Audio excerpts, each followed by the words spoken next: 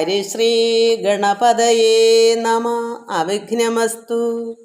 ഓം നമോ ഭഗവതേ വാസുദേവായ. ശ്രീകൃഷ്ണ പരമാത്മനേ നമ. എല്ലാ ഭക്തമക്കൾക്കും എൻ്റെ വിനീതമായ പ്രണാമം. എല്ലാവർക്കും ശാന്തിയും സമാധാനവും ഈശ്വരകൃപയും എല്ലാ നന്മകളും ആയുരാരോഗ്യവും ശാന്തി സമാധാനവും എല്ലാ നന്മകളും ഉണ്ടാകണമെന്ന് പ്രാർത്ഥിക്കുന്നു. വളരെ ദുഃഖമുണ്ട്. കാരണം ആ വിമാനാപകടം എൻ്റെ മനസ്സിലിങ്ങനെ അതൊന്ന് കേട്ടപ്പോൾ അതൊരു വല്ലായികയുണ്ട്. എന്നാലും നമുക്ക് ഭജന ഒരിക്കലും മുടക്കരുത്. എപ്പോഴും ഭഗവാനോട് അഭയം വേണം. ഏത് പോകുന്ന വഴിക്കും എപ്പോഴും നമുക്ക് ഈശ്വരാരാധന വേണം. കണ്ടോ, ആ ഭഗവത്ഗീത പോലും മറ്റെല്ലാം നശിച്ചിട്ട് ആ ഭഗവത്ഗീത അതിൽ അങ്ങനെ. അപ്പം മനസ്സിലാക്കണം, ഈശ്വരനോട് എത്രമാത്രം സ്നേഹം, ഭക്തി, താല്പര്യം നമുക്ക് വേണം. അത് ശാശ്വതമായ ഒന്ന് ഈശ്വരനല്ലാതെ മറ്റെന്താ ഉള്ളത്? നമ്മളെപ്പോഴും ഒരു സൂക്ഷിച്ചാൽ ദുഃഖിക്കണമെന്ന് പറഞ്ഞ പോലെ ഭഗവാനോട് എപ്പോഴും ഭഗവാനെ പോകുന്ന വഴിയിലും എപ്പോഴും ഈശ്വരൻ കാത്തുകൊള്ളണമെന്നൊരു ഒരു നാമം നമുക്ക് വേണം മക്കളെ. അതിന് നമുക്ക് കഴിയുന്നിടത്തോളം ഈശ്വരനെ തന്നെ മുൻനിർത്തി എപ്പോഴും പ്രാർത്ഥനയും ജപവും എന്ത് കർമ്മങ്ങൾ ചെയ്യുമ്പോഴും ഈശ്വരാർപ്പണമായി ചെയ്യുക. ഇതൊക്കെ ഒന്ന് പഠിച്ചെടുത്ത് അപ്പോൾ ഇത്രയ്ക്ക് വേദനിക്കേണ്ടി വരത്തില്ലെന്നാണ് എൻ്റെ തോന്നൽ. ഇതൊന്നും ആരും ചിന്തിക്കുന്നു അറിയുന്നുമില്ല. എവിടെയെങ്കിലും പോകണമെങ്കിൽ എടുത്തിയടെങ്കിലും പോകും. ഈശ്വരാരാധന ഒന്നുമില്ല. ഇന്ന് ഞാൻ എൻ്റെ മക്കളുടെ കാര്യം ഇത് തന്നെ, എല്ലാവരുടെയും കാര്യം. കാരണം അവർക്ക് എവിടെയും പോകണമെന്നുണ്ടാ എല്ലാം മതിമറന്ന ഓട്ടം. ഒന്ന് പോകുമ്പം ദൈവമെന്ന് പറയത്തോലുമില്ല. പണ്ടൊക്കെ ഞങ്ങളുടെയൊക്കെ അച്ഛനമ്മ സ്കൂളിൽ പോകുമ്പോഴും എല്ലാം പ്രാർത്ഥിച്ചിട്ടേ പോകാൻ സമ്മതിക്കും. അങ്ങനൊരു കാലമാണ് ഇന്ന്. അങ്ങനൊരു കാലം നമ്മൾ എത്ര പഠിപ്പിച്ചെടുത്താലും കുട്ടിനാൾ ഇതെല്ലാം ചെയ്തവരാണെങ്കിലും അത് പോകെ അവരുടേതായ രീതിയാണ്. പിന്നെ കുറ്റിനാൾ ചെയ്തൊക്കെ മറക്കത്തില്ലെന്നാണ് പറയുന്നത്. എന്നാലും എല്ലാവർക്കും അങ്ങനെ അല്ല. അവർ പോകെ അവർക്ക് തിരക്ക് പിടിച്ച ജോലികളാകുമ്പോൾ അവർക്ക് ശ്രദ്ധയില്ല. ഈശ്വരനേക്കുള്ളൊരു ശ്രദ്ധയില്ല. അതുകൊണ്ട് ഞാൻ എൻ്റെ മക്കളെ നിങ്ങളോട് ഇത് എല്ലാവർക്കും വേണ്ടി പറയുന്നത്, എൻ്റെ മക്കൾക്കും എല്ലാ മക്കൾക്കും വേണ്ടുന്ന കാര്യമായത്. നമുക്ക് ഭഗവത്ഗീത നോക്കാം. ഭഗവാൻ പറയുന്നു, നമ്മൾ കഴിഞ്ഞ പ്രാവശ്യം വായിച്ചൊന്ന് ഓർമ്മിപ്പിക്കാം. അതായത് ഭഗവാന് 3 ലോകങ്ങളിലും ചെയ്യേണ്ടതായിട്ടൊന്നുമില്ല. പരമാത്മാവിന് കർമ്മങ്ങളൊന്നും ചെയ്യേണ്ടതായിട്ടില്ല. പക്ഷെ നമുക്ക് വേണ്ടിയാണ് ഭഗവാൻ ഇവിടെ അവതരിച്ചത്. അപ്പം ഇങ്ങനെ കർമ്മം ചെയ്യണ്ടായോ? കാരണം ഇവിടെ ധർമ്മം സ്ഥാപിക്കണം, അധർമ്മം പെരുകുന്നു. അപ്പോൾ അധർമ്മം പെരുകുന്നതിന് എന്ത് ചെയ്താലാണ് അതിനെ മാറ്റുന്നത്? അധർമ്മം ഉണ്ടാക്കുന്ന ദുഷ്ടന്മാരെ വകവരുത്തിയെങ്കിലേ ഒക്കൂ. അത് ചെയ്യാതിരുന്നാൽ ഭഗവാൻ അവതരിക്കുന്ന ഒരുത്തൻ ചെയ്യുന്ന അധർമ്മം പിന്നെ അവരുടെ സന്തതികളായി പെരുകി ലോകം മൊത്തവും ദുഷ്ടന്മാരെ കൊണ്ട് നിറഞ്ഞിട്ട് സാധുക്കൾ പിന്നെ കാണാനില്ല. എല്ലാവരും നിഗ്രഹിച്ച് ഒടുക്കത്തില്ലേ ഈ ദുഷ്ടന്മാർ. അപ്പോൾ അതിന് മുന്നായിട്ട് ഭഗവാൻ വന്നല്ലേ പറ്റൂ. അപ്പോൾ കുറച്ച് ധർമ്മം അവിടെ സ്ഥാപിക്കണമെങ്കിൽ, അധർമ്മത്തെ നീക്കണമെങ്കിൽ അധർമ്മികളെ വേണ്ടേ മാറ്റാം. അധർമ്മികളെ മാറ്റിയാലേ അധർമ്മം മാറാൻ പറ്റൂ. അതുകൊണ്ടാണ് ഭഗവാൻ ഇവിടെ വന്ന് ദുഷ്ടന്മാരെയൊക്കെ നിഗ്രഹിച്ചത്. അതിനാരും കുറ്റം പറഞ്ഞിട്ട് കാര്യമുണ്ടോ? അങ്ങനെ കുറ്റം പറയുകയാണെങ്കിൽ നമ്മൾ പട്ടാളക്കാരെ മൊത്തവും തിരിച്ച് വിളിക്കണം. യുദ്ധം ചെയ്യാൻ പാടില്ലല്ലോ. കാരണം ക്ഷത്രിയർക്ക് പറഞ്ഞേക്കുന്നതാണല്ലോ യുദ്ധം. അപ്പോൾ ദുഷ്ടന്മാരെ ഇപ്പം ചൈന ആയാലും പാകിസ്ഥാനായാലും അവർ നമ്മളെ അടക്കി ഭരിച്ച് നമ്മളെ കൊന്നിട്ട് രാജ്യം കൊണ്ടുപോകണമെങ്കിൽ പൊക്കോട്ടം നോക്കണം. യുദ്ധം വേണ്ട.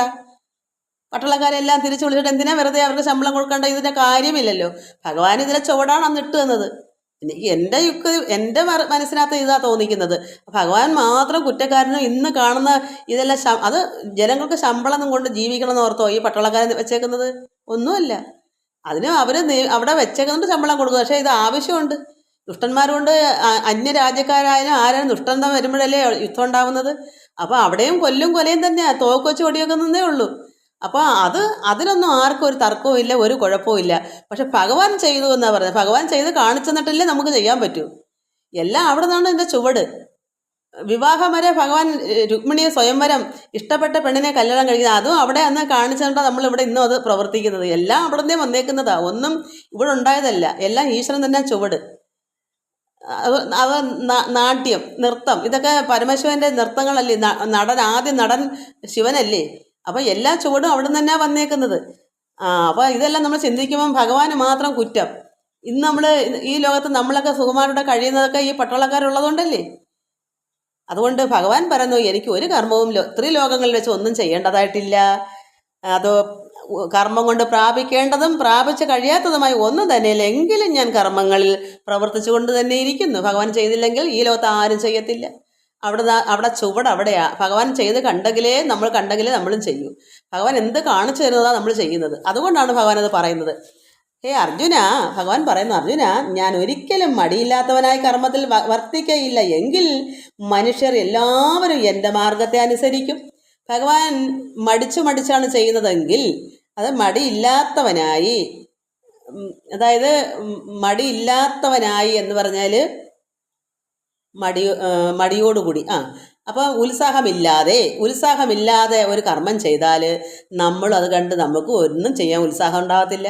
എങ്ങനെ വേണോ വേണ്ടുള്ള രീതിയിൽ മടിച്ച് ചെയ്യും. അപ്പോൾ ഭഗവാൻ അവിടെ എന്താ കാണിച്ചത്? എല്ലാം സന്തോഷമായിട്ട് ഉത്സാഹത്തോടുകൂടി വേണം ചെയ്യാൻ. പക്ഷെ ഭഗവാൻ അങ്ങനെ ഉത്സാഹമല്ലാതെ ഇഷ്ടമില്ലാത്ത രീതിയിൽ ചെയ്ത് വച്ചാൽ നമ്മളും അങ്ങനെ പഠിക്കും. അതാ ഭഗവാൻ, ഞാൻ ഒരിക്കലും മടിയില്ലാത്തവനായി, അത് സന്തോഷമില്ലാതെ കർമ്മത്തിൽ വർത്തിക്കയില്ല എങ്കിൽ, ഒരു കർമ്മവും അങ്ങനെ സന്തോഷമില്ലാതെ വന്ന വാക്കിന് എങ്ങനെയൊക്കെ കഴിഞ്ഞുകൂടാ, മടിച്ചൊക്കെ ചെയ്യുക, അങ്ങനെയൊക്കെ ആണെങ്കിൽ മനുഷ്യരെല്ലാവരും എൻ്റെ മാർഗത്തെ അനുസരിക്കും. ഭഗവാൻ ചെയ്യുന്നതാണ് നമ്മളിവിടെ പോകെ ചെയ്യുന്നത്. അപ്പം നമ്മളും അതുപോലെ പഠിക്കും. എന്തിനാ വേണമെങ്കിൽ ചിലപ്പം ചെയ്താലായി, ചെയ്തില്ലല്ലായി. അതേസമയം കൃത്യനിഷ്ഠ പോലെ എല്ലാം സർവ്വതും ഉത്സാഹത്തോട് ചെയ്യണമെങ്കിൽ ഭഗവാൻ അത് ചെയ്ത് കാണിച്ചു തന്നതുകൊണ്ടാണ്. അതുകൊണ്ട് ഭഗവാൻ പറയുന്നത്. നമുക്ക് 24-ാമത്തെ ശ്ലോകം വായിക്കാം. അതായത് ഭഗവാൻ സന്തോഷത്തോടെയാണ് എല്ലാം ചെയ്യുന്നതെന്നാണ്. അങ്ങനെ ചെയ്യാഞ്ഞാൽ എന്തുവരും? നമ്മൾ അതുപോലെ കണ്ടുപിടിക്കും. അപ്പോൾ നമ്മളെല്ലാം അതനുസരിച്ചല്ലേ ചെയ്യത്തുള്ളൂ. അതുകൊണ്ട് ഭഗവാൻ ഇവിടെ വന്ന് എല്ലാം, ഇപ്പോൾ ഒരു യുദ്ധം തന്നെ ദുഷ്ടന്മാരെ നിഗ്രഹിക്കുന്ന കാര്യം ഭഗവാൻ ഇവിടെ ചെയ്ത് കാണിച്ചതുകൊണ്ടാണ് നമ്മളൊന്ന് ഈ ഗവൺമെൻറ് ആയാലും ആരായാലും നമ്മുടെ രാജ്യത്തെ നിലനിർത്താൻ വേണ്ടി ഈ യുദ്ധത്തിന് വേണ്ടി പട്ടാളക്കാരെ നിയമിക്കുന്ന അന്നത്തെ ചുവടാണ്. അല്ലെങ്കിൽ അത് അറിയില്ലല്ലോ. അവിടെ നിന്നാണ് എല്ലാം വന്നേക്കുന്നത്. ഉത്സീദേയുരിമേലോകാന കാര്യം കർമ്മ ചേദഹം സങ്കരസ്യ ച കർത്താസ്യ ഉപഹന്യാമി മാ പ്രജ. ഞാൻ എനിക്ക് ഈ സംസ്കൃതമൊന്നും അത്ര ചൊല്ലി ശീലിച്ചിട്ടില്ല. എന്തെങ്കിലുമൊക്കെ അങ്ങ് പറയുന്നതാണ്. അതിൽ എല്ലാവരും ക്ഷമിക്കണം, ഞാനത് വെറുതെ അങ്ങ് പറഞ്ഞു എന്നുള്ളതേ ഉള്ളൂ. അതുപോലെ ഇതിനകത്ത് അക്ഷരങ്ങളെല്ലാം മാഞ്ഞും പോയി. വർഷങ്ങൾ ഒരുപാടായ പൂജ്യങ്ങളൊന്നും ഇല്ല. കാര്യം എന്നുള്ളത് കാര്യാന്നേ ഉള്ളൂ. അത് പൂജ്യമൊന്നും ഇല്ലെന്നാണ് തോന്നുന്നത്. അത്ര ഇടം കിടപ്പുണ്ട്. അപ്പോൾ പൂജ്യം ഉണ്ടായിരിക്കും ഞാൻ ചിന്തിക്കുന്നു. ഞാൻ കർമ്മത്തെ ചെയ്യുകയില്ല എങ്കിൽ ഈ ജനങ്ങൾ നശിക്കും. എന്ത് കർമ്മമാ? ഭഗവാന് വെച്ച കർമ്മം. ഭഗവാൻ എന്തിനാ ഇവിടെ വന്ന? സാധാരണ ഇപ്പം അരിയും കറിയും വെക്കുന്നതോ വീട്ടുപണികളോ ഒന്നും അല്ലല്ലോ. ഭഗവാനൊരു കർമ്മം. അത് ക്ഷത്രിയന് എന്ത് കർമ്മ? യുദ്ധം. അത് എന്ന് പറഞ്ഞ പോലെ ഭഗവാന്റെ കർമ്മം ചെയ്യണം. എല്ലാവർക്കും ഓരോരുത്തർക്കും ഓരോരോ കർമ്മങ്ങളുണ്ട്. അപ്പോൾ ഭഗവാൻ ഇവിടെ വന്നാൽ ഭഗവാൻ ഒരു കർമ്മമുണ്ട്, എന്തെങ്കിലും കർമ്മങ്ങളുണ്ട്. അപ്പോൾ ആ കർമ്മം നിറവേറ്റിയില്ലെങ്കിൽ, കർമ്മം ചെയ്യുകയില്ലെങ്കിൽ ഈ ജനങ്ങൾ നശിക്കും. എന്താ കാരണം? നമുക്ക് ഒരുപാട് പേര് നശിച്ചു പോയി. ദുഷ്ടന്മാർ ചെയ്ത് വധിച്ച് മഹർഷിമാരും സാധാരണ ജനങ്ങൾക്കൊന്നും ജീവിതമില്ലാതെ നശിച്ചു. അപ്പോഴാണ് ഭഗവാൻ വന്നത്. വീണ്ടും ഭഗവാൻ അതിന് പോവഴി കണ്ടില്ലെങ്കിൽ നമ്മൾ ആരും പിന്നെ കാണത്തില്ല. ദുഷ്ടന്മാർ, ഈ അസുരന്മാർ മാത്രമേ പിന്നെ കാണൂ. എല്ലാ സാധുക്കളെയും ഭക്തന്മാരെല്ലാം അവർ വകവരുത്തും. അപ്പോൾ ഭഗവാൻ വന്ന് കർമ്മം ചെയ്യാനല്ലേ വന്നത്. എന്താ കർമ്മം? ദുഷ്ടന്മാരെ നിഗ്രഹിക്കുക എന്നുള്ള കർമ്മമാണ്. എന്നാലേ ബാക്കി ജനങ്ങൾ ഇവിടെ നിലനിൽക്കത്തുള്ളൂ. ഇല്ലെങ്കിൽ എന്ത് വരും? കംസന് എത്രത്തോളം ആൾക്കാരെ കിട്ടും? കംസൻ്റെ ബാക്കി കുറേ ഇല്ലേ? അയാൾ മാത്രമല്ലല്ലോ. അപ്പോൾ എല്ലാവരും കൂടെ ഈ മനുഷ്യരെ എല്ലാം വധിച്ചിട്ട് ഈ അസുരന്മാർ മാത്രമേ പിന്നെ കാണുള്ളൂ. അതുകൊണ്ട് ഭഗവാൻ പറയുന്നു, ഞാൻ കർമ്മത്തെ ചെയ്യുകയില്ല എങ്കിൽ ഈ ജനങ്ങൾ നശിക്കും. കാരണം ധർമ്മം നഷ്ടപ്പെട്ടു. ധർമ്മത്തിനല്ല ഇവിടെ ലോകം നിൽക്കുന്ന ഈ ദുഷ്ടന്മാർ ചെയ്യുന്നത്. അപ്പോൾ സാധുക്കളായ ഭക്തന്മാരൊന്നും നിലനിൽക്കത്തില്ല. അവരെല്ലാം കൊന്നൊടുക്കും. കുറേ പേര് ഈ കംസനെ ഭയന്നിട്ട് അന്യ സ്ഥലങ്ങളിൽ എവിടെയൊക്കെയോ ഒളിച്ചോടി മാറി നിൽക്കുകയാണ് പേടിച്ചിട്ട്. അപ്പോൾ അവരൊക്കെ സ്വന്തം നാടും വിട്ട് പോയേക്കുക. അപ്പോൾ ഒന്ന് ആലോചിച്ച് നോക്ക്. അന്നേരം ഭഗവാനോട് വന്നില്ലായിരുന്നെങ്കിൽ എല്ലാം നശിക്കത്തില്ലേ? അതുകൊണ്ടാണ് ഞാൻ കർമ്മം ചെയ്യുകയില്ല എങ്കിൽ ജനങ്ങൾ നശിക്കും. വർണ്ണസങ്കരത്തിന് കാരണഭൂതനായി തീരും. വർണ്ണസങ്കരത്തിന് കാരണഭൂതനായി തീരുന്നത് ഈ ഭഗവാൻ ചെയ്തില്ല എങ്കിൽ അങ്ങനെ ആയിപ്പോകും. അതുകൊണ്ട് ലോകത്തിലെ ജനങ്ങളെ എല്ലാം ഞാൻ നശിപ്പിക്കുകയും ചെയ്യും. അപ്പോൾ ഭഗവാൻ കർമ്മം ചെയ്യാതിരുന്നാൽ ഈ ലോകം നശിച്ചു പോകും. അപ്പം ഭഗവാൻ അതിനൊരു കാരണക്കാരനായി പോകും. ഭഗവാൻ വന്നതിനാ രക്ഷിക്കാനാ. ഈ ലോകത്തിന് നന്മ വരുത്താനും ധർമ്മം സ്ഥാപിക്കാനും വന്നതാ. അപ്പോൾ കർമ്മം ചെയ്യുന്ന എന്ത് കർമ്മം ചെയ്യട്ടാ ഇത് രക്ഷ പിടിക്കുന്നത്? ഈ ദുഷ്ടരെ വധിച്ചെങ്കിലേ ഈ ലോകം നിലനിൽക്കൂ. ദുഷ്ടന്മാർ കൂടിപ്പോയാൽ നശിച്ചു പോകും, ജനങ്ങൾ നശിച്ചു പോകും. അതുകൊണ്ട് ഭഗവാന്റെ കർമ്മം ഇത് ചെയ്യാതിരുന്നാൽ ഈ ദുഷ്ടരായ അസുരന്മാർ എല്ലാവരെയും വധിച്ച് വധിച്ച് ആരും കാണത്തില്ല, ധർമ്മമെല്ലാം വിട്ടുപോകും. ധർമ്മക്കേടാണല്ലോ ഈ കാണിക്കുന്നത്. അധർമ്മം പെരുകുന്നതുകൊണ്ടാണല്ലോ ജനങ്ങളെ കൊല്ലുന്നത്. അപ്പം അത് ഭഗവാനോടൊന്ന് ഈ ദുഷ്ടനെയൊക്കെ നിഗ്രഹിക്കാതിരുന്നാൽ, ആ കർമ്മം ഞാൻ ചെയ്യാതിരുന്നാൽ ഈ ലോകത്തെ ജനങ്ങളെല്ലാം നശിച്ചു പോകും. അപ്പോൾ അത് ആര് ചെയ്ത കുറ്റം വരും? ഭഗവാൻ കൃഷ്ണൻ ചെയ്ത കുറ്റമായിട്ട് വരും. ഭഗവാൻ ഇവിടെ കർമ്മം ചെയ്യാൻ വന്നിട്ട് കർമ്മം ചെയ്യാതിരുന്നാൽ നമ്മളെല്ലാം മരിച്ചു പോകത്തില്ലേ? അപ്പോൾ അത് കാരണക്കാരനായ ആരാ? ഈശ്വരനായിട്ട് വരും, ഈ കൃഷ്ണനായിട്ട് വരും. കൃഷ്ണൻ കർമ്മം ചെയ്യാനിട്ടാണല്ലോ എന്ന് നമ്മളൊക്കെ പറയുമെങ്കിലും കൃഷ്ണൻ ഇവിടെ വന്നിട്ട് കൈയും കെട്ടിയിരുന്ന് ഒരു കർമ്മം ചെയ്തില്ലല്ലേ? ധർമ്മത്തെ ഈ നീതിക്ക് ഇതൊന്നും ചെയ്തെങ്കിൽ നമ്മൾ ഇത്ര പെട്ടെന്ന് മരിച്ചു പോകൂലായിരുന്നു. നമ്മുടെ ആത്മാക്കൾ മരിച്ച ജീവനൊക്കെ ഇങ്ങനെ പറയും, അല്ലേ ജീവിച്ചിരിക്കുന്നവരും പറയും, അന്നേരം ജീവിതം ഉള്ളവരും പറയും, കാരണം കൃഷ്ണൻ ഇത്രയും നല്ലൊരു കേമനായി എല്ലാ കാര്യവും സാധിക്കാൻ കഴിവുള്ള ഒരാൾ, ഒരു ഈശ്വരന് തുല്യം എന്നൊക്കെ ജനങ്ങൾക്ക് അറിയൂ. യഥാർത്ഥ സാക്ഷാൽ അന്ന് അറിയില്ലല്ലോ. എങ്കിലും കർമ്മം ഇങ്ങനെ ചെയ്യാതിരുന്നിട്ടാണല്ലോ, അല്ലെങ്കിൽ ഈ കൃഷ്ണൻ നോക്കിക്കൊണ്ടിരുന്നത്. ഇത് കണ്ടുകൊണ്ടിരുന്നിട്ട് നമുക്കിത് നമ്മളെ രക്ഷപ്പെടുത്തിയില്ലല്ലോ, അങ്ങനെ എല്ലാവരും മരിച്ചു പോയല്ലോ എന്ന് നമ്മൾ പറയത്തില്ലേ? അങ്ങനെ പറഞ്ഞായിരുന്നു. അത് ഭഗവാൻ ഇപ്പം അല്ലാതെ തന്നെ ദുഷ്ടന്മാരെ വധിച്ചതുകൊണ്ട് അല്ലാതെ എന്താ പഴിയായി. ഈശ്വരൻ കൃഷ്ണൻ വന്ന് എല്ലാത്തിനും വധിക്കാനെ വന്നെന്നുള്ള ഒരു പേര് വന്നു. അങ്ങനെ ചെയ്തില്ലായിരുന്നെങ്കിൽ എന്ത് പറഞ്ഞായിരുന്നു? ലോകത്ത് കൃഷ്ണൻ വന്ന് കണ്ടുകൊണ്ടിരുന്നത് ഈ ദുഷ്ടന്മാർ നമ്മളെല്ലാം കൊന്നപ്പോൾ, എന്നിട്ട് കൃഷ്ണൻ കണ്ടോ നമ്മളെല്ലാം മരിക്കേണ്ടത് എന്ന് വേറൊരു പഴി വന്നേനായിരുന്നു. എന്തായാലും ഗുണം ചെയ്താലും പഴിയാണ്, ഗുണം ചെയ്തില്ലെങ്കിലും പഴി വരും. നന്മ ചെയ്താലും അതിനും ഉണ്ടൊരു പഴി. ഇപ്പോൾ ഭഗവാൻ ഇവിടെ നന്മ ചെയ്ത് ആർക്ക് വേണ്ടിയാ? കുറച്ച് ദുഷ്ടന്മാരെ വധിക്കുമ്പോൾ കുറേ ഭക്തരായ ജനങ്ങൾ ജീവിക്കും. ധർമ്മം അതാണ്, അത് ധർമ്മമാണ്. അധർമ്മത്തെ കുറച്ച് നഷ്ടപ്പെടുത്തിയെങ്കിലേ പറ്റൂ. ആ കർമ്മം ചെയ്യാനാണ് ഭഗവാൻ വന്നത്. ഞാനങ്ങനെ ചെയ്യാതിരുന്നാൽ ഈ ലോകത്തെ ജനങ്ങളെല്ലാം നശിക്കും. അപ്പം നശിപ്പിക്കുകയും ചെയ്തെന്ന് വെച്ചാൽ ഭഗവാൻ മുഖാന്തരം അങ്ങനെ സംഭവിച്ചു എന്നെല്ലാവരും പറയും. ഭഗവാൻ ഇവിടെ വന്ന് കണ്ടിട്ട് ഒരുത്തരെയും രക്ഷിപ്പിച്ചില്ല. ഭഗവാൻ കണ്ടുകൊണ്ടിരുന്ന എല്ലാവരും മരിച്ചുപോയി. അതുകൊണ്ട് അധർമ്മം പെരുകിപ്പോയി എന്ന് നമ്മളൊക്കെ പറയത്തില്ലേ? അതാണ് സംഭവം. ഇതിപ്പോൾ ഒന്നുമില്ലെങ്കിൽ കൃഷ്ണനും രാമൻ വന്ന് കുറേ പേരെ വധിച്ചു എന്നുള്ള പഴി കിടക്കുന്നുണ്ട്. അത് പലരും പറഞ്ഞ് ഞാൻ കേട്ടിട്ടുണ്ട്. അതുകൊണ്ട് പറയുക, അറിവുള്ളവരാരും പറയത്തില്ല. ഇപ്പം ഞാൻ പറയത്തില്ലല്ലേ, എനിക്ക് അറിവൊന്നുമില്ല എങ്കിലും ഞാൻ പറയത്തില്ല. എനിക്കറിയാം ഭഗവാൻ ചെയ്ത് എല്ലാം ഇവിടെ കാണിച്ചു തരാനും ഇവിടെ അതുകൊണ്ടാണെന്ന് പട്ടാളക്കാരൊക്കെ ഇന്ന് നമ്മളെ രക്ഷിക്കാൻ വേണ്ടി അധർമ്മത്തിന് വേണ്ടി പോരാടാൻ നിൽക്കുന്നത്. അപ്പോൾ ഭഗവാൻ അന്ന് അന്യരാജ്യമൊന്നും ഈ രാജ്യമൊന്നും ഭഗവാനില്ല, എല്ലാവരും ഒന്നുപോലെ. ദുഷ്ടത്തരം ചെയ്ത ചൈന ആയാലും എല്ലാം ഭഗവാൻ ഒന്നുപോലെയാണ്. ഇന്ത്യക്കാരെ മാത്രമാണ് ഇന്ത്യക്ക് വേണ്ടി പൊരുതുന്നത്. അപ്പോൾ അന്യ ആൾക്കാർ ദുഷ്ടത്തരം കൊണ്ടുകൊണ്ട് നമ്മളെയൊക്കെ വധിച്ചിട്ട് രാജ്യം അവർ കൈക്കലാക്കാൻ വരുമ്പോൾ അവർ ദുഷ്ടത്തരം കാണിക്കൊണ്ട് നമുക്ക് എന്തും ചെയ്യാമെന്നുണ്ടോ? അന്നേരം പട്ടാളക്കാർ ചെയ്യുന്നതിന് കുഴപ്പമില്ലേ? ഭഗവാനും അങ്ങനെ ചെയ്തത്. ഭഗവാന് ദുഷ്ടത്തരം ചെയ്യുന്നത് ഇന്ന രാജ്യമൊന്നുമില്ല, ഭഗവാൻ ലോകം മൊത്തവും ഭഗവാന്റെയാണ്. അവിടെ രാജ്യം വേർതിരിച്ചൊന്നുമല്ല. ഭഗവാൻ ആര് ദുഷ്ടത്തരം ചെയ്താലും അവരെ വധിക്കുക എന്നുള്ളതാണ്. അപ്പോൾ അതുകൊണ്ട് നമ്മുടെ ഇന്ത്യക്കകത്തോ അല്ലെ കേരളത്തിനകത്തോ ഒരു ദുഷ്ടനാണെങ്കിൽ അതിനെ വധിക്കണം എന്നുള്ളതാണ്. അത്രേ ഈശ്വരൻ കാണും. ഈശ്വരന് ഇന്ന രാജ്യമൊന്നും ഇത് എൻ്റെ രാജ്യമൊന്നും മറ്റൊരു രാജ്യമൊന്നും രണ്ടില്ല, ഇതൊന്നുമില്ല, അദ്വൈതമാണ്. ഭഗവാന് ലോകത്തുള്ള എല്ലാവരും ഒന്നുപോലെ. അവിടെ ദുഷ്ടതരം ചെയ്യുന്ന ആരായാലും ഇപ്പോൾ ഇന്ത്യക്കകത്തുള്ളവരായാലും ദുഷ്ടതരം ചെയ്താൽ വധിക്കുക തന്നെ ചെയ്യും. അതാണ് ഭഗവാൻ ചെയ്യുന്നത്. നമ്മൾ അങ്ങനെ ചെയ്യാതെ അത് അവിടെ എല്ലാം കഴിഞ്ഞ് എത്രയോ നാൾ കഴിഞ്ഞ് എല്ലാ രാജ്യങ്ങളും ഇങ്ങനെ എൻ്റെ രാജ്യം നിൻ്റെ രാജ്യം എന്ന് തരംതിരിച്ച് വെച്ചു. അപ്പോൾ ഇപ്പോഴും ഇതൊക്കെ തന്നെയാണ് അന്ന് ഭഗവാൻ ചെയ്ത കാര്യങ്ങൾ തന്നെ ഇപ്പോഴും ഇവിടെ ചെയ്തുകൊണ്ടിരിക്കുന്നത്. പക്ഷെ അതിനൊന്നും ആർക്കും ഒരു പരാതിയില്ല. ഇങ്ങനെ പരാതി പറയുന്ന ആൾക്കാർ ഞാൻ കേട്ടിട്ടുണ്ട്. ഇപ്പം രാമനും കൃഷ്ണനും വന്ന് ഇങ്ങനെയൊക്കെ ചെയ്തു എന്ന് പറയുമ്പോൾ നമ്മൾ ചിന്തിക്കണം, ഈ ശമ്പളം വാങ്ങിച്ചുകൊണ്ട് ഈ പട്ടാളക്കാരെയൊക്കെ തിരിച്ച് വിളിക്കണം, അവരവരെ വീട്ടിലോട്ട് കാരണം പിൻവലിക്കണം. ഒരു പട്ടാളക്കാരും വേണ്ടാന്ന് വെക്കണം. കാരണം അവരും ചെയ്യുന്നത് വധമാണ്. വെടിവെക്കുക എന്ന് വെച്ചാൽ അത് വധിക്കുക എന്ന് തന്നെ അർത്ഥം.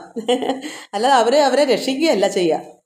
പക്ഷേ ഇന്ത്യക്കാരെ രക്ഷിക്കാൻ വേണ്ടി ആണ് മറ്റു ചെയ്യുന്നത്. അതാണ് ഭഗവാനും ചെയ്തത്. ഭക്തന്മാരെ രക്ഷിക്കാൻ വേണ്ടി ദുഷ്ടന്മാരെ വധിച്ചു. എവിടാ കുറ്റം?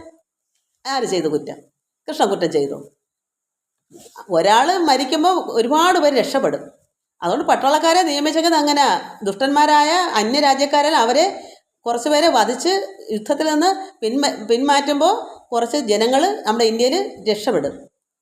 അതുകൊണ്ടാണ് അങ്ങോട്ടും ഇങ്ങോട്ടും ഇതൊക്കെ സംഭവിക്കുന്നത്. ഇത് തിരിച്ചറിവില്ലാണ്ട് എന്തെങ്കിലുമൊക്കെ പറയും. ഇതിനെ ചുവട് ഭഗവാൻ എടുക്കുന്ന വന്നു എന്നുള്ളതാണ്. അതുകൊണ്ട് ധർമ്മസ്ഥാപനത്തിനും ലോക അനുഗ്രഹത്തിനുമായി ഉദ്യമിക്കുന്ന ഞാൻ തന്നെ ധർമ്മം നശിപ്പിപ്പാനും ലോകത്തെ നിഗ്രഹിപ്പാനും ഹേതുവായി തീർന്നേക്കും. അപ്പോൾ ഭഗവാനിവിടെ വന്നത് ലോക അനുഗ്രഹത്തിനും ധർമ്മം സ്ഥാപിപ്പാനുമാണ്, അധർമ്മത്തെ മാറ്റാനാണ്. അപ്പോൾ അങ്ങനെയുള്ള ഞാൻ കർമ്മം ചെയ്യാതിരുന്നാൽ എന്ത് വരും? ഞാൻ ഉദ്യമനത്തിന്, അതായത് നമ്മളെല്ലാം രക്ഷിക്കാൻ ഉദ്യമനത്തിന് വെച്ചാൽ എന്താണ്? ലോക നന്മയ്ക്ക്. ലോക നന്മ വെച്ചാൽ എന്താണ്? അധർമ്മം മാറ്റിയാലേ ലോകത്തെ നന്മയാവും. അപ്പോൾ അധർമ്മം മാറ്റണമെങ്കിൽ എന്ത് ചെയ്യണം? അധർമ്മികളെയൊക്കെ നിഗ്രഹിച്ചേ പറ്റൂ. അത്ര കാഠിന്യമുള്ള പറഞ്ഞ കേൾക്കുന്ന അധർമ്മികളല്ല, അത്ര ദുഷ്ടന്മാരാണ് ഈ അസുരന്മാർ. അപ്പോൾ അവരെ അത്രത്തോളം തന്നെ വേദനിപ്പിച്ച് അവരെ കൊന്നെങ്കിൽ മാത്രമേ ഇവിടെ നേരെ ചൊവ്വേ മറ്റുള്ളവർക്ക് ജീവിക്കാൻ പറ്റൂ. അതുകൊണ്ട് ധർമ്മ സ്ഥാപനത്തിനും ലോക അനുഗ്രഹത്തിനുമായി ഉദ്യമിക്കുന്ന ആ ഉദ്യമനം ഭഗവാൻ എടുത്ത് ഇവിടെ വന്നു. അതുകൊണ്ടാണ് ഞാൻ തന്നെ ധർമ്മം നശിപ്പിക്കാനും ലോകത്തെ നിഗ്രഹിപ്പാനും ഹേതുവായി തീർന്നേക്കും. അതുകൊണ്ടാണ് ഭഗവാൻ അവിടെ ഇത് ചെയ്തത്, അല്ല മറ്റൊന്നിനുമല്ല. എന്താ? നമുക്ക് ഈ മറ്റ് ജനങ്ങളുടെ നന്മയ്ക്ക് വേണ്ടി. അല്ലെങ്കിൽ ദുഷ്ടന്മാർ ഒരുത്തരെയും ഇവിടെ നേരെ ചൊവ്വേ വളർത്തത്തില്ല, എല്ലാവരെയും കൊല്ലും. അപ്പോൾ ഭഗവാൻ മുഖാന്തരം എല്ലാവരും നശിക്കാനാണോ വേണ്ടേ ഭഗവാൻ വന്നത്? അപ്പോൾ ഭഗവാൻ കർമ്മം ചെയ്യാതിരുന്നാൽ നമ്മളെല്ലാം നശിച്ചു പോകും. അതുകൊണ്ട് ഭഗവാൻ അത് ചെയ്തേ പറ്റും. അതുകൊണ്ടാണ് ഞാൻ സാധാരണന്മാരെ പോലെ കർമ്മത്തിൽ ഏർപ്പെട്ടിരിക്കുന്നത്. ഇപ്പം പട്ടാളത്തിൽ പോകുന്ന യുദ്ധകാലങ്ങനെ അതുപോലെ തന്നെയാണ്. സാധാരണക്കാരെ കണക്ക് തന്നെ, അല്ലാതെ ഒന്നുമല്ല. ഭഗവാൻ എന്ത് കർമ്മം ചെയ്യുമ്പോഴും നമ്മളിപ്പോൾ ഭഗവാൻ ഗോക്കളെയെല്ലാം മേയ്ക്കാൻ കൊണ്ടുപോണ്, അവിടുത്തെ ഗോപാലന്മാരെ കണക്ക് തന്നെയാ ഭഗവാൻ. ഒരു ഓടക്കുള്ളിലേ അധികം ഉള്ളായിരുന്നു. അവരെങ്ങനെ പശുക്കളെ മേയ്ക്കാൻ കൊണ്ടുപോയി അതുപോലെ തന്നെ. അല്ലാതെ പരബ്രഹ്മമാണെന്നോ സാക്ഷാൽ ഈശ്വരൻ ആണ് അവതരിച്ചതൊന്നും ഭഗവാന്റെ ഉള്ളിലില്ല. അങ്ങനെ സാധാരണക്കാരനെ പോലെ തന്നെയാണ് ഭഗവാൻ എല്ലാ കർമ്മവും വേണ്ടെടുത്തത്. അതുകൊണ്ട് ഭഗവാൻ പറഞ്ഞത് അതുകൊണ്ടാണ് ഞാൻ സാധാരണന്മാരെ പോലെ കർമ്മത്തിൽ ഏർപ്പെട്ടിരിക്കുന്നത്. അതുപോലെ തന്നെയാണ് ആഭിജാത്യം, വിദ്യ, ധനം, ഐശ്വര്യം മുതലായവ കൊണ്ട് ഉയർന്നിരിക്കുന്നവർ തങ്ങൾക്ക് ആവശ്യമില്ലെങ്കിലും ലോകമര്യാദയെ നിലനിർത്തുവാനായി കർമ്മങ്ങളെ ശരിയായി അനുഷ്ഠിക്കുന്നത്. ഇന്ന് വിദ്യ കൊണ്ട് വലിയ ഉയർച്ചയിലുള്ളവർക്ക് ചെയ്യേണ്ടതായ കർമ്മങ്ങൾ ഒന്നും ചെയ്യണ്ടെങ്കിൽ പോലും അവരും നമ്മളെ പഠിപ്പിക്കുക. അവർ ചുമ്മാതിരുന്നാൽ ഇപ്പം നല്ല പഠിത്തം, ഇപ്പം ഡോക്ടറായിട്ട് പഠിച്ചിട്ട് വീട്ടിൽ തന്നെ കുത്തിരുന്ന കർമ്മം ആവുക. ആ കർമ്മം ചെയ്ത് കാണിക്കണ്ടേ? അതുകൊണ്ട് അവർ കർമ്മം ചെയ്യുന്നു. ഇന്ന കർമ്മമെന്ന് അവിടെ അത് പഠിച്ചുകൊണ്ടാണ് കർമ്മം ചെയ്യുന്നത്. അവരവരുടെ വീട്ടിൽ എല്ലാ കർമ്മവും ചെയ്യും, എന്ത് കർമ്മം ഉണ്ടെങ്കിലും ചെയ്യും. കാരണം അല്ലെങ്കിൽ ജോലിക്കാരെ കൊണ്ട് ചെയ്യിക്കണേ അങ്ങനെ. പക്ഷേ ഈ നല്ല നല്ല പഠിത്തം ഉണ്ടെന്ന് പറഞ്ഞാൽ അവർ വെറുതെ ഇരിക്കുന്നില്ല, കർമ്മം ചെയ്ത് നമ്മളെ കാണിക്കുന്നുണ്ട്. നമ്മളും എല്ലാവരും വലിയ പഠിത്തക്കാരായാലും ഞങ്ങളും കർമ്മം ചെയ്യുന്നു. ഒരു എഞ്ചിനീയർ ആയാലും അദ്ദേഹം കർമ്മം ചെയ്യുന്നു, അദ്ദേഹത്തിൻ്റെ ജോലി അദ്ദേഹം ചെയ്യുന്നു, ഭഗവാന്റെ ജോലി ഭഗവാൻ ചെയ്തു. അതായത് ദുഷ്ടന്മാരെ വധിച്ചതാണ് ഒന്നാമത്തെ കാര്യം, അത് ചെയ്തു. അതുകൊണ്ടാണ് ക്ഷത്രിയനായ അർജുന, നീ ഇതുപോലെ യുദ്ധം ചെയ്യണം, കർമ്മം ചെയ്യണം, നിനക്ക് വിഷമമൊന്നും വരുത്തണം, നീ എന്നെ സമർപ്പിച്ചങ്ങ് ചെയ്താൽ മതി എന്ന് പറയുന്നതാ, ഫലം ആഗ്രഹിക്കാതെ. അപ്പം പിന്നെ ഞാൻ ചെയ്തു എന്നുള്ള കുറ്റവും ഞാൻ ചെയ്തു എന്ന് വരുന്നെങ്കിലേ ഉള്ളൂ പാപം. ഞാൻ ചെയ്യുന്നു നമ്മളല്ല, പരമാത്മാവ് തന്നെയാണ് ചെയ്യുന്നത്. ഭഗവാൻ സമർപ്പിച്ചങ്ങ് ചെയ്താൽ പാപവുമില്ല. അതുകൊണ്ട് ഭഗവാൻ ആ വിദ്യയും പറഞ്ഞു കൊടുക്കുന്നുണ്ട്. ഫലം അപേക്ഷിക്കാതെ ഭഗവാൻ സമർപ്പിച്ച് നീ ചെയ്തേരിയെന്ന്. അതുകൊണ്ട് ഇവിടെ ആഭിജാത്യം, വലിയ ആഭിജാത്യം എന്ന് പറയുന്നത് എന്താ? പ്രസിദ്ധമായ നല്ല കുലത്തിൽ ജനിച്ചവർക്ക് ഒരു ആഭിജാത്യം എന്നൊക്കെ നമ്മൾ പറയുമല്ലോ. മുതിർന്ന എന്താ പറയുക, നല്ല കുലത്തിലെന്നോ മേജാതിക്കാരെന്നോ അങ്ങനെയൊക്കെയുള്ള ആഭിജാത്യം. അങ്ങനെ ഉള്ളവർ പോലും ഇവിടെ ലോക മര്യാദയ്ക്ക് വേണ്ടി എല്ലാവരും അറിയുന്ന എന്താ? ഇന്നാര് നന്നായി കർമ്മങ്ങളെല്ലാം ചെയ്യുന്ന എന്ത് നല്ലൊരു കുലമഹിമയുള്ള ഒരാളാണ്. എന്നിട്ടും അദ്ദേഹം കണ്ടോ എന്തുമാത്രം പ്രയത്നിക്കുന്നു. അത് കാണുമ്പം സാധാരണക്കാരായ നമ്മളും അത് കണ്ട് പഠിക്കണം. അല്ലെങ്കിൽ എന്ത് വരും? അവരൊന്നും ചെയ്തില്ല, നമുക്കൊന്നും ചെയ്യണ്ട എന്ന് കരുതാം. അതുകൊണ്ടാണ് ഭഗവാൻ പറയുന്നത്, ഭഗവാൻ ഇത് ചെയ്യാതിരുന്നാൽ നമ്മൾ ചെയ്യത്തില്ല. അതുകൊണ്ട് ഭഗവാൻ ചെയ്ത് കാണിക്കുന്നു. അതുപോലെയാണ് ആഭിജാത്യമുള്ളവരും അവർക്ക് ചെയ്യണ്ടെന്ന് അവർക്ക് ആരെ കൊണ്ടെങ്കിലും ചെയ്യിപ്പിക്കുക, എന്നാലും അവർ ചെയ്ത് നമ്മളെല്ലാവരും അത് മനസ്സിലാക്കി കഴിയാൻ വേണ്ടി ലോക മര്യാദ അങ്ങനെയാണ്, എല്ലാം ചെയ്യണമെന്നാ, കർമ്മങ്ങൾ ചെയ്യണമെന്നാ. അതുകൊണ്ട് അങ്ങനെ ചെയ്യുന്നു. അതുപോലെ തന്നെ വിദ്യ, ധനം, ഐശ്വര്യം. അപ്പം എത്രമാത്രം ഐശ്വര്യമുള്ളവരും എന്ത് ധനം കൊണ്ടും, അതായത് വിദ്യ കൊണ്ടും പണം കൊണ്ടും എല്ലാം കൊണ്ടും നല്ല ഐശ്വര്യമായി കഴിയുന്നവരും ലോകമര്യാദ അനുസരിച്ച് നോക്കുമ്പോൾ അവരും അവിടുത്തെ ഗൃഹനാഥനായാലും എല്ലാവരും എന്തും ചെയ്ത് കാണിക്കുന്നു. അല്ല കസേരയിൽ ഇരുന്ന രാജാവ് പോലും ചെയ്യുന്നില്ലേ? പ്രജകളെല്ലാം എല്ലായിടവും നോക്കുന്നു, അന്വേഷിക്കുന്നു, എന്താ വേണ്ടത് അങ്ങനെയൊക്കെയല്ലേ പറ്റത്തുള്ളൂ. എല്ലാം ഓരോ കർമ്മങ്ങളല്ലേ. അദ്ദേഹം എല്ലായിടവും പുറപ്പെട്ട് ഇപ്പോൾ പ്രധാനമന്ത്രിയെ തന്നെ നമുക്ക് എവിടെ ക്ഷണിച്ചാലും അവിടുത്തെ ദുരന്തങ്ങൾ കാണാനും എല്ലാത്തിനും പോകുന്നില്ല. അതൊരു ജോലിയല്ലേ. അദ്ദേഹത്തിൻ്റെ കർമ്മം അങ്ങനെ അദ്ദേഹം ചെയ്യുന്നില്ലേ? അതുപോലെ ഓരോരുത്തർക്കും ഓരോ കർമ്മങ്ങൾ, അതെല്ലാം അവർ ചെയ്ത് തന്നെ ജീവിക്കുന്നത്. വെറുതെ ആരും ഇരിക്കുന്നില്ല എന്നുള്ളതാണ് ഭഗവാൻ പറയുന്നത്. അതായത് ലോകമര്യാദയ്ക്ക് ഈ ലോകത്തിനൊരു മര്യാദയുണ്ട്. അത് നിലനിർത്തണമെങ്കിൽ നമ്മളെല്ലാവരും കർമ്മം ചെയ്യണം. പിന്നെ ഓരോരുത്തർക്കും ഓരോ രീതി. ഇപ്പം അന്നേ ഉണ്ട് ഈ ആഭിജാത്യവും അതും ഇതൊക്കെ. അതൊക്കെ അവരവർ തന്നെ ഇപ്പം ഇന്ന് പല കുട്ടികളും ഇതുപോലെ പാട്ടൊക്കെ പാടി വേടൻ എന്ന് പറഞ്ഞാൽ അവരുടെയൊക്കെ വിഷമം എന്ന് വെച്ചാൽ അവരെ എന്താണെന്ന് എനിക്ക് അറിയില്ല. എന്നാലും എൻ്റെ മനസ്സിൻ്റെ അങ്ങനെ താഴ്ന്ന ജാതിയെന്ന് ചിന്തിച്ച് മനസ്സിൽ വേരോടി ഇരിക്കാതെ പഠിച്ച് മുന്നേറി നല്ല ജോലിയൊക്കെ വാങ്ങിച്ച് നല്ല എല്ലാവർക്കും ഒപ്പം 5 സെൻറ്റേ ഉള്ളൂ, അതിലൊരു 2 മുറിക്കാലും നല്ലൊരു വീടൊക്കെ വെച്ച് 2 മുറിയാവട്ടെ. അത് നന്നായി നല്ല പോലെ പ്രകാശം ഉദിപ്പിക്കുന്നത് എങ്ങനെയാണ്? നല്ല കണ്ടാൽ കറുമുറാന്നിരിക്കരുത്. കുറേ കലവും ചട്ടിയും കരിക്കലും ഒക്കെ വാരി വെച്ച് കുറേ തുണിയും പിന്നെ വിരിച്ച് ചെറ്റയും കെട്ടി പണ്ടത്തെ കണക്ക് ഇരുന്നാൽ ആർക്കും അതിനൊരു മഹിമയില്ല. അവരൊരു 2 മുറിയായാലും നന്നായി ശോഭയോടുകൂടി ചെയ്തിട്ട് നല്ല നല്ല പാത്രങ്ങളും അതിൻ്റെ ചുറ്റിലും നല്ല വൃത്തിയും നല്ല ചെടികളൊക്കെ വെച്ച് പിടിപ്പിച്ചും നല്ല കിണറും, പണ്ടൊക്കെ ഓരോരുത്തരുടെ കിണർ കണ്ടാൽ പോലും അവിടെ അങ്ങനെയൊക്കെയുള്ള ശീലങ്ങളൊക്കെ മാറ്റി നല്ലതായിട്ട് അവർ തന്നെ പഠിച്ച് ജോലിയൊക്കെയായി നല്ല ഉദ്യോഗമൊക്കെയായി നല്ല ധനം സമ്പാദിച്ച് എല്ലാവർക്കും ഒപ്പം നിന്ന് അങ്ങനെ ഒരു 2-3 തലമുറ വളർന്നു വരുമ്പോൾ അവരുടെ കുടുംബങ്ങൾ ഒരു വീട് മാത്രം അങ്ങനെ ആയിട്ട് പറ്റത്തില്ല. അവരുടെ കൂടെ സഹകരിക്കുമ്പം അവരുടെ കൂടെ മറ്റുള്ളവരും കൂടെ അവർക്ക് വേണ്ടപ്പെട്ട് വരുമ്പോൾ അവർക്കുള്ള രീതി കൂടെ അങ്ങനെ ആവണമെങ്കിൽ അതിൽപ്പെട്ട സമൂഹത്തിൽപ്പെട്ട എല്ലാവരും ഒരുപോലെ ആകണം. കാരണം ഒരു എന്തെങ്കിലും ഒരു സംഗതി ഒരു ഫംഗ്ഷൻ വരുമ്പോൾ അവരുടെ ആൾക്കാർ വന്നാൽ തിരിച്ചറിയരുത്, എല്ലാം ഒന്നുപോലെ ഇരിക്കണം. അത് എത്ര ഇന്നിപ്പോൾ എല്ലാം പല പല ജാതി എന്ന് പറയും. ഈ ജാതികളെല്ലാം ഒരു ഫംഗ്ഷൻ വരുമ്പോൾ എല്ലാവരും ഒന്നിച്ച് കൂടും. പക്ഷേ എടുത്ത് തിരിച്ചറിയരുത് ഇന്നാരാണെന്ന് തിരിച്ചറിയാനേ പാടില്ല. അങ്ങനെ ആകണം. ഇവരുടെ കൂട്ടത്തിലുള്ളെല്ലാവരും വന്നാൽ ഒരുപോലെ നന്നായി ഇരിക്കണം.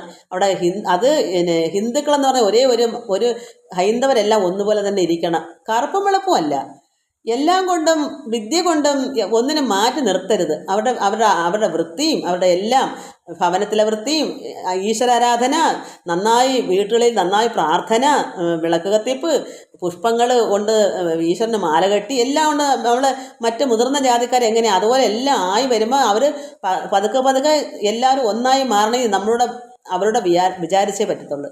ഇതിന്ന് അവരുടെ മനസ്സിലതെന്തോ ഞങ്ങൾ ഇങ്ങ് അടിമകളായി എല്ലാവരുടെയും ദാസ്യവേല ഇങ്ങനെ കഴിയുന്നു, കൂലിവേലക്കാരാണ് എന്നും പറഞ്ഞാൽ അവരുടെ ഹൃദയത്തിലൊക്കെ വേരൂന്നി അങ്ങ് ഇരിക്കുക. അത് മാറ്റത്തില്ല. അഥവാ ഒരു വീട്ടുകാർ വിദ്യ കൊണ്ട് മാറിയാലും അവരുടെ കൂടുള്ളവരൊക്കെയോ അവർക്കുള്ള ഒരു കാര്യം വരുമ്പോൾ എല്ലാവരും കൂടുമ്പോൾ എല്ലാം കണക്കാണ്. അങ്ങനെ ആവാതെ സർവ്വപേരും ഒന്നുപോലായ ഇവിടെ എല്ലാവരും ഒരുപോലെ ഇരിക്കും. ആർക്കും അജ്ഞാനം വരത്തില്ല. വൃത്തി എല്ലാവർക്കും വേണം. പിന്നെ ഈ മാട്ടിനെയൊക്കെ ആർക്കും തിന്നാതെ ഇരിക്കണം. അപ്പോഴാണ് അവിടെ ഐശ്വര്യം വരുന്നത്. ഈ മാട്ടിറച്ചി, ഈ എന്തു പറയുന്ന ശവം, ഇതിനെ കറി വെക്കുന്ന വീട്ടിൽ എങ്ങനെ ഐശ്വര്യം ഉണ്ടാവും? എത്ര വിദ്യ പഠിച്ചിട്ടും കാര്യമില്ല. അവരുടെയൊക്കെ ഉള്ളത്തിലെല്ലാം ഇതല്ലേ നിറഞ്ഞിരിക്കുന്നത്. ഒരിക്കലും മനസ്സ് ശുദ്ധമാവുന്നില്ല. അപ്പോൾ പിന്നെ ആ ഭവനത്തിൽ എങ്ങനെ ഐശ്വര്യം കാണും? എത്രയൊക്കെ വാരി ചൊരിച്ചാലും എന്തിട്ടാലും അവിടെ ആ പഴയ ഒരു ഇതേ വരത്തുള്ളൂ. മനസ്സ് മാറണമെങ്കിൽ നമ്മുടെ ഹൃദയം ശുദ്ധമാവണം. അപ്പോഴാണ് നമ്മുടെ മനസ്സും ഹൃദയവും ശുദ്ധമായി വരുമ്പോൾ വീടും എല്ലാം നന്നായി ഐശ്വര്യമായിട്ട് വരും. അപ്പോൾ പിന്നെ അവിടെ നായരാരാ, ഈഴവരാരാ, ബ്രാഹ്മണരാരാ, ആരും തിരിച്ചറിയത്തില്ല. എല്ലാം ഒന്നുപോലെ ഇരിക്കും. അപ്പോൾ പിന്നെ അങ്ങോട്ട് കാണും ആലോചനയും ആ വീട്ടിൽ നിന്ന് ഇങ്ങോട്ടും പെണ്ണെടുക്കാം, ഈ വീട്ടിൽ നിന്ന് അങ്ങോട്ടും ചേർക്കാം, ഇങ്ങനെ എല്ലാം ആയി വരും. നമ്മൾ വരുത്തിയല്ലേ വരത്തുള്ളൂ. അല്ലാതെ ഞങ്ങൾ പണ്ടേ ഇങ്ങനെ എന്നിട്ട് പരാതി, ഞങ്ങൾ ആരും ചേർക്കുന്നില്ല, ഞങ്ങൾ ഇങ്ങനെ താഴ്ന്ന ജാതിക്കാരായിപ്പോയി, ഞങ്ങൾ സമക്കാരല്ലാതെ പോകുന്നതൊക്കെ ആരെല്ലാം കുഴപ്പമാണ്? അവരവർ തന്നെ നന്നാവാൻ തീരുമാനിച്ചെങ്കിൽ നന്നാവാൻ പറ്റൂ. മറ്റുള്ളവരുടെ കണക്ക് ജീവിക്കണമെന്ന് അവർ ചിന്തിക്കണം. അവരും ഈ ലോകവിദ്യ മാത്രം പോരാ, കുറേ സിസ്റ്റം എമ്മയും ഒന്നും അതിനേക്കാളും ഉപരി ആധ്യാത്മികമായ കുറേ വിവരങ്ങളും കൂടെ വേണം. ഇതുപോലുള്ളൊക്കെ പുസ്തകങ്ങളൊക്കെ ഗ്രന്ഥങ്ങളൊക്കെ വായിച്ച് പഠിച്ച് നല്ല ജ്ഞാനവും കൂടെ വരുത്തണം. അപ്പോഴാണ് എല്ലായിടെ ഒത്തുചേരുന്നത്. എല്ലാം വേണം. അപ്പോഴാണ് ഒരു ബ്രാഹ്മണ കുടുംബം ആവുന്നത്. ബ്രാഹ്മണ കുടുംബം എന്ന് വെച്ചാൽ അതൊരു പ്രത്യേക ജാതി എന്നല്ല ഞാൻ ഉദ്ദേശിച്ചത്. നല്ല നല്ല അറിവുകൾ നേടി ഒരു ഭക്തൻ്റെ കുടുംബമാകുമ്പോൾ ആ വീട് ഒരു ബ്രാഹ്മണ കുടുംബം പോലെ തന്നെ എല്ലാം കൊണ്ടും ഐശ്വര്യം വർദ്ധിക്കും. വൃത്തിയും ചേലും എല്ലാം വരും. മാസം തോറും ഭജനകൾ, നന്നായി ആരാധിക്കുക, ഇതൊക്കെ നമ്മൾ തന്നെ ഏറ്റെടുത്തെങ്കിൽ നമ്മൾ തീരുമാനിച്ച അല്ല വേറൊരാളെ കൊണ്ട് നമ്മൾ വെച്ചു കൊടുക്കാൻ പറ്റത്തില്ല. അവരവർ തന്നെ അത് ആക്കിയെടുക്കേണ്ടുന്നത്. അത് ആദ്യത്തെ കുറച്ച് തലമുറ ഇങ്ങനെ വന്നെങ്കിലേ എല്ലാം ഒത്തുവരും. ഇപ്പം ഒന്നോ രണ്ടോ വീട്ടുകാർ അങ്ങനെ ശ്രമിക്കും, എൻ്റെ മക്കളെ നന്നായിട്ട് പഠിപ്പിച്ച് നല്ലൊരു ജോലിയാകും. ആ ഒരു വീട്ടിലെ ഒരു ജോലി കൊണ്ട് മറ്റുള്ള വീട്ടിൽ നന്നാവണമെന്നുണ്ടോ? ഒരു ഫംഗ്ഷൻ വരുമ്പം അവരുടെ സ്വന്തവും ബന്ധക്കാരും കൂടെ കൂടുമ്പോൾ എല്ലാം തരികട ഇല്ലയോ അവിടെ കാണുന്നതെല്ലാം എല്ലാം ഒരുപോലെ ആയിരിക്കുന്നത്.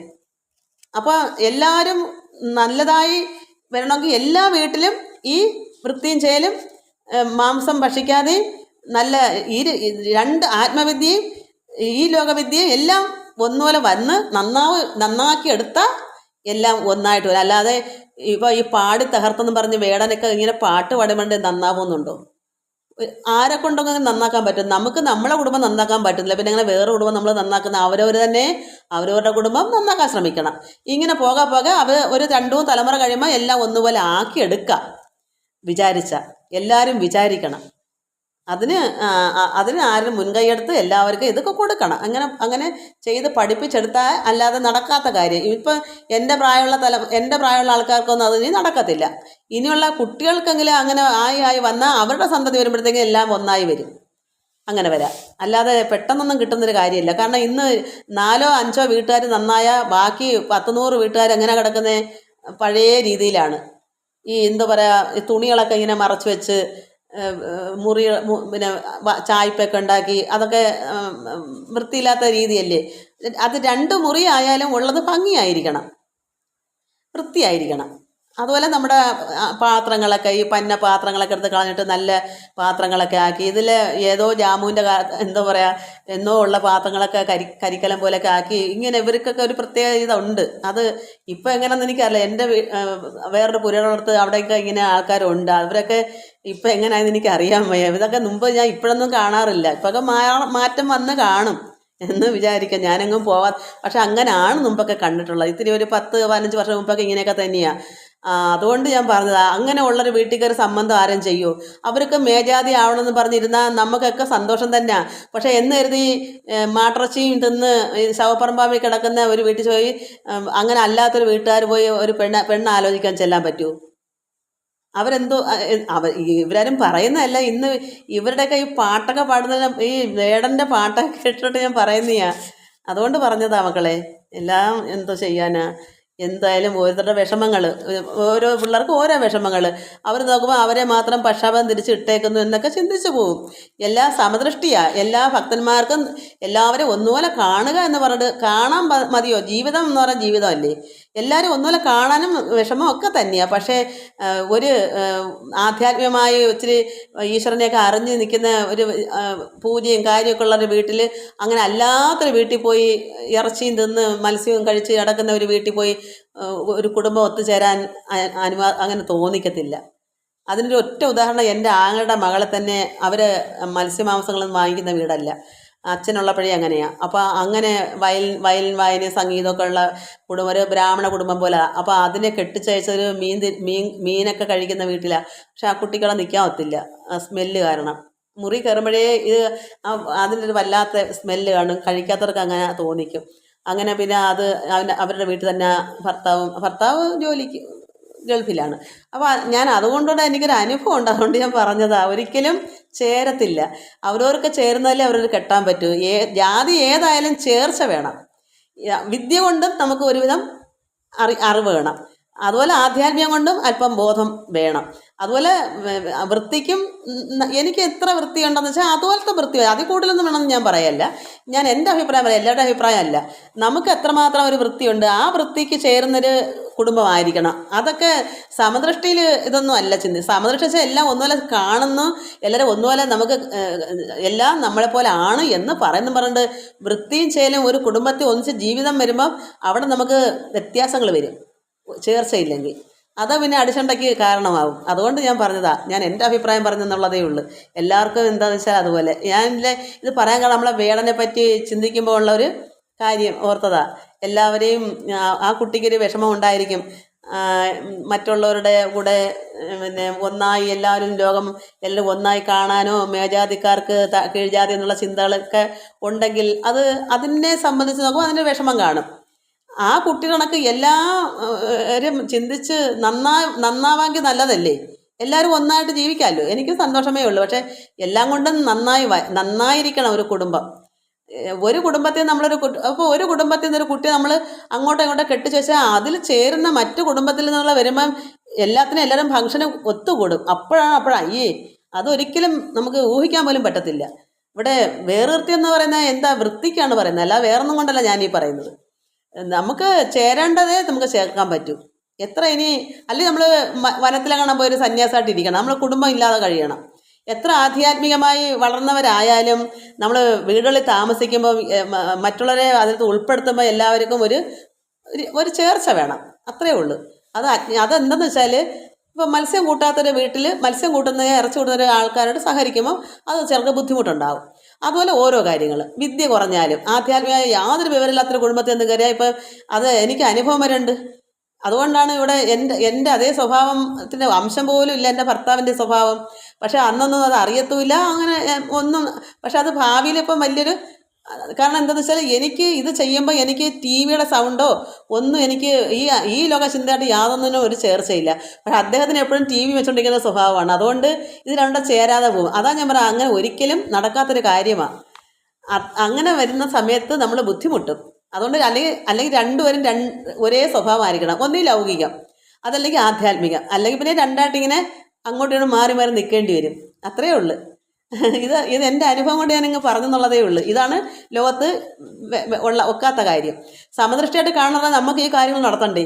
അപ്പോൾ അതിനിടയ്ക്ക് കൂടെ അടുത്ത മുറിയിൽ പിന്നെ സിനിമയും സീരിയലും കണ്ടിരുന്ന അപ്പോൾ ഭർത്താവിനും ഇതിനകത്ത് ഒത്തിരുന്നെങ്കിൽ നമുക്ക് ആ കുഴപ്പം വരത്തില്ല. അതല്ലെങ്കിൽ ഞാനത് മാറി സീരിയലിലോട്ട് പോകണം. അത് നടക്കാത്ത കാര്യമല്ലേ. നമുക്ക് എങ്ങനെയും കൊണ്ടുവരാം, നടത്തിക്കൊണ്ട് വരണം. ഈ ഇത്രയും പ്രായമുള്ള ആൾക്ക് ഇനിയും സീരിയലെന്ന് പറഞ്ഞിരുന്നാൽ അത് തെറ്റല്ലേ. നന്നാവാൻ പറ്റുമെങ്കിൽ നന്നായാൽ മതി, ഇല്ലെങ്കിൽ വേണ്ട. ആർക്ക് ഛേദം? ഇതുവരെയും നന്നായില്ലെങ്കിൽ അങ്ങനെ പോകണം. ഒത്തുകൂടി പോകണമെങ്കിൽ കുറച്ച് സ്വഭാവം മാറ്റണം, എന്നാലേ നമുക്ക് ഒത്ത് പോകാൻ പറ്റൂ. എനിക്കിനിയിപ്പോൾ താഴേക്ക് പോകാൻ പറ്റത്തില്ല. എനിക്ക് ടി വിയും സിനിമയും കണ്ടുകൊണ്ടിരിക്കാൻ എനിക്ക് പറ്റത്തില്ല. ഞാൻ 5 വർഷമായി ടി വി തുറന്നിട്ട്. അതുകൊണ്ട് എനിക്കിനിയിപ്പോൾ ഇങ്ങനെയൊക്കെ പറ്റും. എനിക്ക് ഇതൊക്കെ തുറക്കുന്നതാണ് ഇഷ്ടം, ഗ്രന്ഥങ്ങൾ തുറക്കുന്നതാണ് ഇഷ്ടം. മറ്റവർക്ക് മറ്റതാണ് ഇഷ്ടം. അപ്പോൾ അതുകൊണ്ട് ചേർച്ച ഉള്ളതേ പറ്റൂ. അല്ലെങ്കിൽ ഇതൊക്കെ എൻ്റെ അനുഭവങ്ങൾ ഞാൻ പറഞ്ഞു, എൻ്റെ അനുഭവം ഈ പറയുന്നത് അത്രയും. അല്ല, എനിക്ക് വേറൊന്നും പറയാനില്ല. ഇതൊക്കെ തന്നെ കാര്യങ്ങൾ.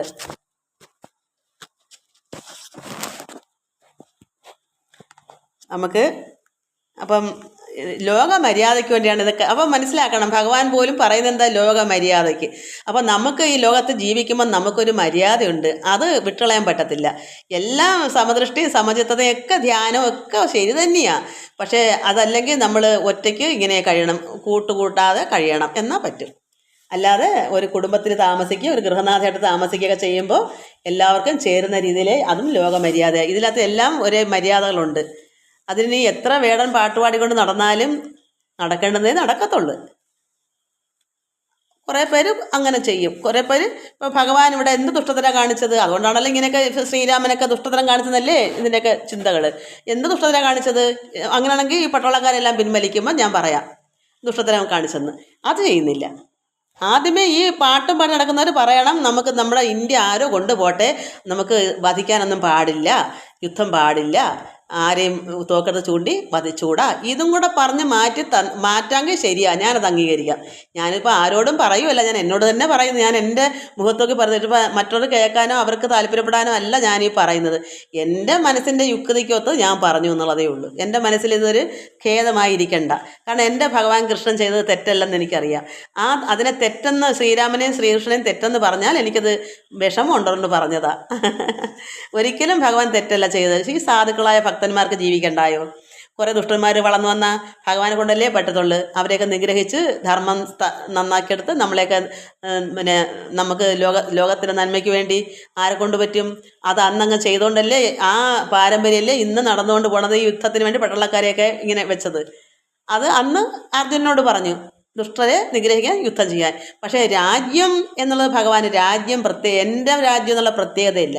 അത് ചൈന ആയാലും ലണ്ടൻ ആയാലും എവിടെ ആയാലും ഭഗവാന് കൃഷ്ണന് എല്ലായിടവും ഒന്നുപോലെ തന്നെ ലോകപിതാവല്ലേ. ദുഷ്ടത്തിനെ എവിടെ കാണിച്ചാലും ശിക്ഷ കൊടുക്കണം, അതേ ഭഗവാൻ അറിയും. അതിപ്പം ഏത് രാജ്യത്തിരുന്ന ദുഷ്ടത്തിനെ കാണിച്ചാലും ഈ പരമാത്മാവ് തന്നെ അവിടെ ശിക്ഷ കൊടുക്കുന്നത് അറിയാമെങ്കിൽ.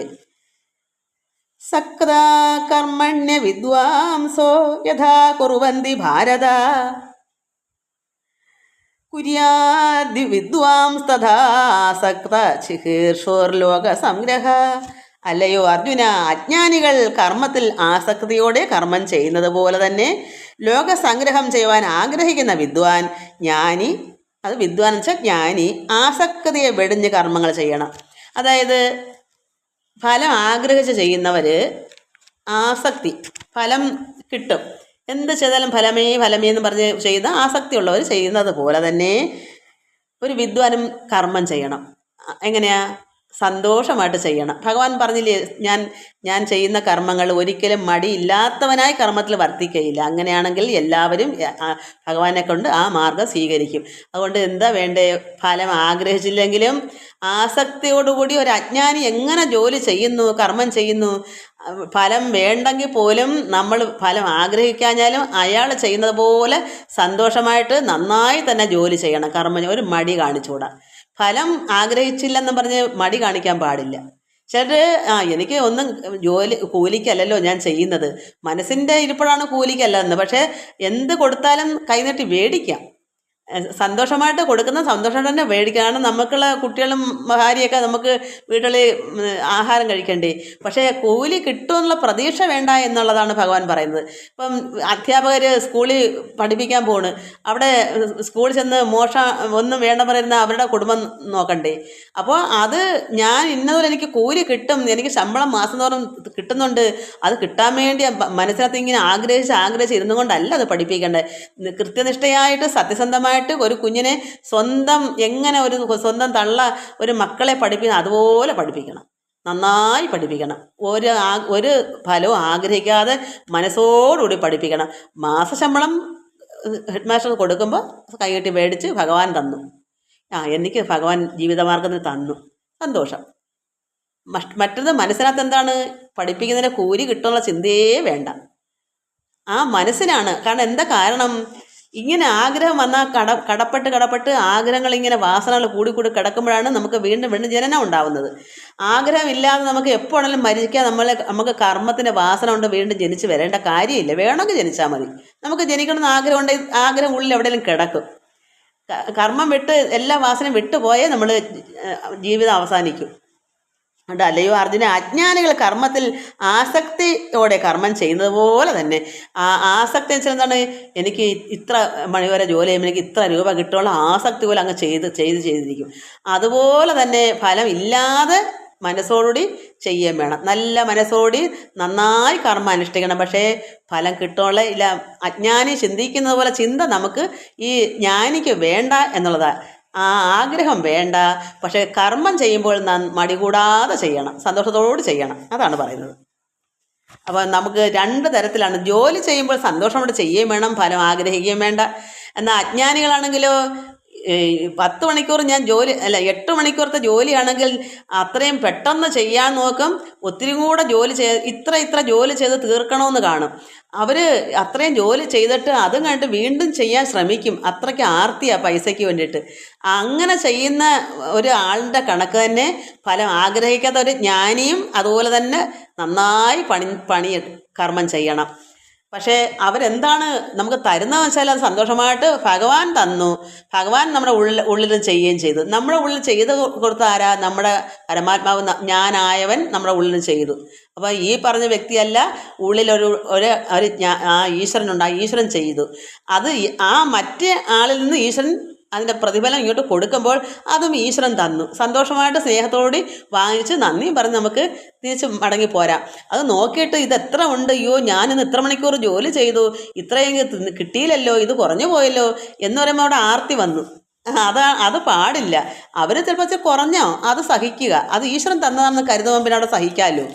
എനിക്ക് എൻ്റെ ഭഗവാൻ ഇത്ര എനിക്ക് തന്നത്, സന്തോഷം. അല്ല ആനന്ദത്തോട് തന്നെ ഇനി പോരുക.